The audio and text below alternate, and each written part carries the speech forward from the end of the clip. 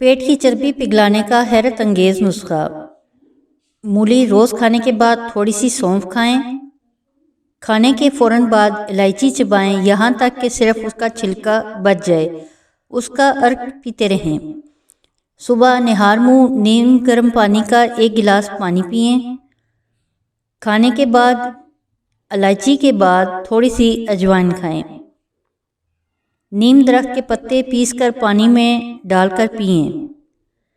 Aloe vera पौधे यानी कवारगंदल का थोड़ा सा गूदा निकालकर पानी के साथ पिएं। रात को नीम गर्म दूध में नीम दरख्त का 1 पत्ता पीसकर रोज़ाना पिएं। नाजरीन, वीडियो देखने का शुक्रिया। अगर आपने चैनल सब्सक्राइब नहीं किया तो अभी सब्सक्राइब कर लें, घंटी का बटन भी दबा दें। हमें अपनी कीमती आरा से आगाह करें ताकि हम मज़ीद अच्छी वीडियोस बना सकें। बहुत शुक्रिया। जज़ाकल्लाह खैर।